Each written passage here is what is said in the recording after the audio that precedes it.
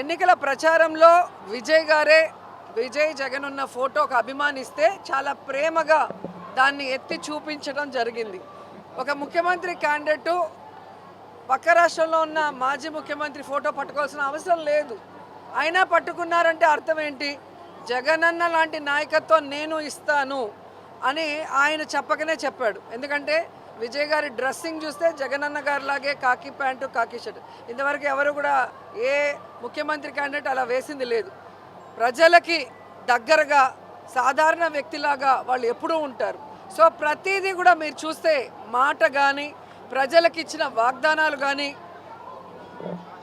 మీటింగ్స్లో మాట్లాడే విధానం కానీ అన్నీ కూడా విజయ్ జగన్ గారిని ఫాలో అయ్యారనేది స్పష్టంగా తెలుస్తుంది. ఎప్పుడైతే విజయ్ ఆ ఫోటో చూపించాడో అప్పుడే ఆయన కూడా జగన్ గారిని గౌరవిస్తున్నారన్న సంగతి తెలుస్తుంది. సో అవన్నీ చూసిన ప్రజలు ఈరోజు విజయ్ని ముఖ్యమంత్రిగా కావాలని కోరుకున్నారు అంటే జగన్ గారిని కూడా వాళ్ళు ఆశీర్వదించినట్టే లెక్క. ఎందుకంటే దేశంలో ఏ రాష్ట్రంలో ఏ ముఖ్యమంత్రి కూడా 5 సంవత్సరాలలో తను ఇచ్చిన వాగ్దానాన్ని 99% పూర్తి చేసిన దాఖలాలు వేరే ఏ రాష్ట్రాల్లో లేదు. ఒక్క జగన్ గారే చేశారు. కోవిడ్ సమయంలో కూడా రాష్ట్రానికి ఇన్కమ్ లేకపోయినా కూడా అందరికీ జీతాలు సక్రమంగా ఇచ్చారు. ప్రజలందరికీ వైద్యాన్ని ఫ్రీగా అందించారు. అలాగే ప్రజల్ని కాపాడుకున్న విధానం కూడా అందరూ చూశారు. ఏదో మాట్లాడాలని సత్యప్రసాద్ మాట్లాడితే అది సరికాదు. గుడికి వస్తే దర్శనం చేసుకొని వెళ్ళు. ఏదో అబద్ధాలను ఇక్కడ చెప్తే ఎవడు నమ్మే పరిస్థితి లేదు. ఈరోజు గ్రామాల్లో కానీ వార్డులకు వెళ్ళే ధైర్యం మాకుంది. ఎందుకంటే మేము మంచి చేసాం. ఈరోజు మీకు వెళ్ళే ధైర్యం ఉందా? ఒక కొత్త పెన్షన్ ఇవ్వలేరు, ఒక కొత్త ఇల్లు ఇవ్వలేరు. మేము కట్టిన ఇళ్ళకి పూర్తి అయిన వాటికి రంగులు వేసుకొని ఈరోజు ఓపెనింగ్ చేసుకోవడం కాదు. మీరు ఏ కార్యక్రమం చేసినా జగన్ గారు ఫినిష్ చేయాల్సిన వాటిని ఒక 5% చేసుకొని మీరు చేస్తున్నారు తప్ప మీకు కావాల్సిన లేదా మీరు ప్రామిస్ చేసిన ఏ ఒక్క కార్యక్రమాన్ని సక్రమంగా చేశారని అడుగుతున్నా. అంతెందుకు రాయలసీమలో పుట్టిన చంద్రబాబు నాయుడు రాయలసీమ లిఫ్ట్ ఇరిగేషన్ని ఈరోజు రేవంత్ ఆపమంటే హైదరాబాద్లో తన ఆస్తుల్ని కాపాడుకోవడానికి ఆపేసింది నిజం కాదని అడుగుతున్నా.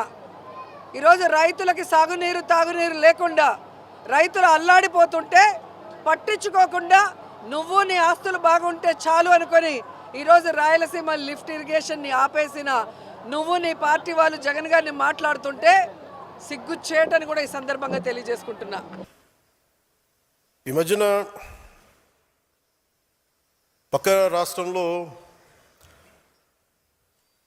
అక్కడ ఒక పార్టీ పెట్టి విజయం సాధించి ముఖ్యమంత్రి అవ్వగానే మన ఆంధ్రప్రదేశ్లో చాలామంది మీరు కూడా అలా చేసి ఉండాల్సిందని చెప్పి నాకు తెగ మెసేజ్లు పంపిస్తూ ఉన్నారు.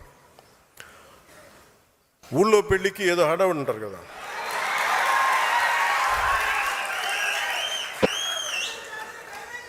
అంటే అంటే ఎలా ఉండదంటే మనకి సందులోనో మన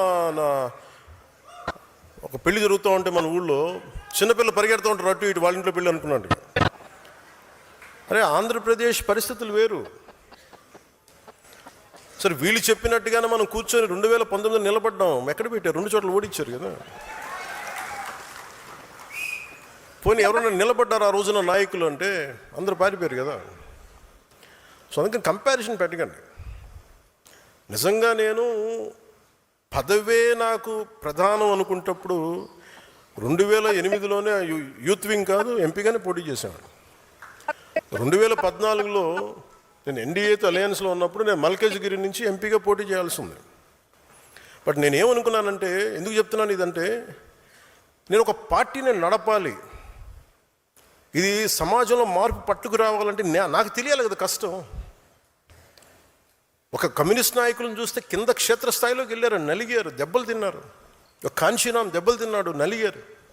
ఒక పార్టీని నడపడం ఏదో కూర్చోబెట్టి ఎదిగేయటం వచ్చేయటం పదవిలో కూర్చోవటం కాదు. ఎలా నడపగలం? ఒక సమూహాన్ని నీతో పాటు నడిపించాలని నీకు ఎంత సత్తా ఉండాలి, ఎంత అవగాహన ఉండాలి నీకు. నువ్వు ఆ భావజలాన్ని కట్టుబడి ఉంటావా లేదా అనేది మనకు తెలియాలి. అందుకని ఇవన్నీ నిర్ణయించుకొని ఒక దశాబ్దం నేను నలుగుతానని నిర్ణయించుకున్నాను. అది 2007 నుంచి మొదలుపెట్టిన ప్రయాణం 2014-18 దాకా అలా నడుస్తూనే ఉన్నాను. నలిగాను దశాబ్దం. ఆ తర్వాత 2019 చేశాను. ఎంత గెలుస్తానో తెలియదు, ఓడిపోతానో తెలియదు. బట్ అసలు ఐ వాంటెడ్ ఎక్స్పెరిమెంట్. చూద్దాం ఏం జరుగుద్దు. దెబ్బ తినకుండా ఏది రాదు. అదే 2024కి దాని గురించి మళ్ళీ వివరిస్తాను మీకు. అంటే ఇవన్నీ నేను ఒక పార్టీని నడపడానికి ఎంత బలం ఉండాలి, ఎంత భావజాలం ఉండాలి, ఎన్ని కఠినమైన పరిస్థితులు ఎదుర్కొంటే తప్ప నేను నడపలేని పార్టీని. ఈ రోజున అందరూ నన్ను వదిలేసిన నేను పార్టీని చాలా ధైర్యంగా ముందుకు తీసుకెళ్ళగలను. ఆ ధైర్యం నాకు ఈ సుదీర్ఘ పుష్కర కాలం నాకు ప్రయాణం నాకు ఇచ్చింది. నాకు సార్, ఇప్పుడు తమిళనాడు ఎన్నికల్లో మొన్న విజయ్ మీ ఫోటో పెట్టుకుని ఎన్నికల ప్రచారం చేశారు. ఆ ప్రచారం కూడా ఆయనకు బాగా కలిసి వచ్చింది, తమిళనాడు ముఖ్యమంత్రి అయ్యారని కూడా చెప్తా ఉన్నారు. మీరే అనుకుంటున్నారు సార్? రమేష్, ఆయన రాష్ట్రంలో ఆయనకే పలుకుబడి ఎక్కువ ఉంటుంది, కానీ జగన్కి ఎలా ఉంటుందయ్యా?